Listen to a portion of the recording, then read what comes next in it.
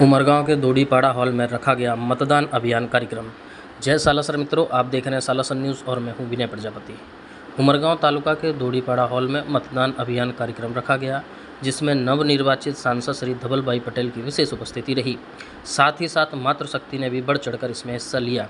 Bharatiya Janata party जिला प्रमुख हेमंत भाई कंसारा, महामंत्री शिल्पेश भाई देसाई, उमरगांव विधायक रमन भाई पाटकर, उमरगांव तालुका संगठन प्रमुख दिलीप भाई, शहर प्रमुख संजय जोशी, महामंत्री मनोज भाई जहा, समीर भाई, भारतीय नगर पालिका प्रमुख मनीष राय व भारतीय जनता पार्टी के गणमान्य कार्यकर्ता भारी संख्या में उपस्थित रहे।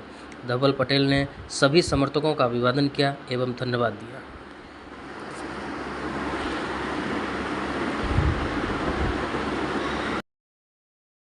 एक नाराजगी थी कि कयो एवो प्रश्न હતો કે જેને લઈને આજે તમારે ટકોર કરવી પડી?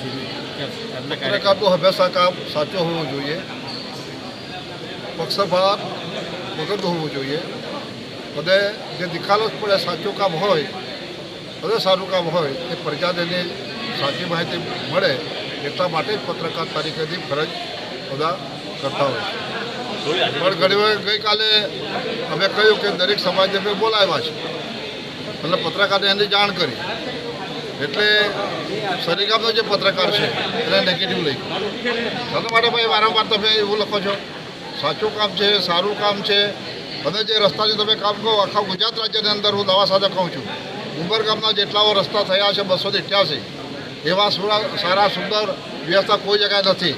ગયા મંગળવારે પણ અમે માન્ય મુખ્યમંત્રીને મળ્યા હતા અને એમણે ગઈકાલે ફેક્સથી 10 કરોડ રૂપિયા બીજા મોકલા આપ્યા। ઉમરગામની અંદર જે પણ હજુ બાકી હોય એ કરવા માટે તૈયાર છે, બરાબર।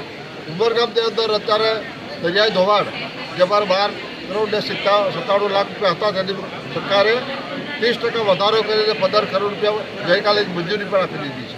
હવે જે જેટીનું જે કામ છે, હાર્બર બંદરનું કામ છે એ પણ ટૂંકા સમયની અંદર ચાલુ કરવા જઈ રહ્યા છે ભરોલી માટે। આજનો જે પ્રોગ્રામ છે કાર્યક્રમ મતદારોનો કાર્યક્રમ, અભિવાદનનો કાર્યક્રમ અમે સૌ એટલા માટે પામીએ છીએ કે જ્યારે લોકસભાની અંદર વલસાડ સીટ જીતે એ કેન્દ્રની અંદર સરકાર બનાવે એટલે બધા કાર્યકરોની એક જિમ્મેદારી પણ હતી, જવાબદારી પણ હતી અને જવાબદારી લઈને અમે છેલ્લા 2 મહિનાથી સતત પ્રજા વચ્ચે રહીને કામ કરીએ અને એટલા માટે મને તો જાત અનુભવ થયો છે।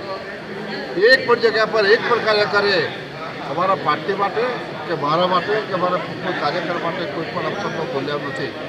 એમાં તો એક માત્ર દિલ્હી અંદર જ એક પાણી ખરાબ હતું ને એના કારણે 2 બોટલ ત્યાં મૂકેલી હાથે 10 બરાબર ત્યાં તો પી જુઓ કરી વાત સાચી હતી। એ કંપનીની વાત હવે તો ત્યાં કંપનીનું નામ હું શું કામ આપું છું, પણ એ વાત સાચી એટલે બીજે દિવસે જ મેં તેમને આખી બોડીને પાણી પુરવઠા મોકલ્યા અને પ્રશ્ન હલ કર્યો। એટલે આ રીતે પ્રશ્ન આવે અને હલ કરવાની જવાબદારી ચૂંટાયેલા પદાધિકારીની છે। હું માનું છું કે ધવલભાઈ એક યુવાન શિક્ષિત ઉમેદવાર આપણને મળ્યા છે, એમની તરીકે જવાબદારી આવી ગઈ છે।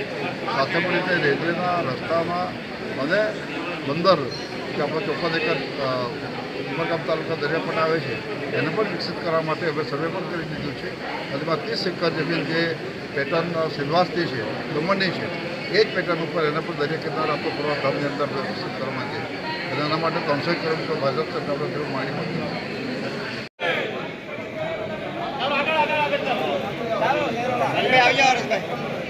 હરેશભાઈ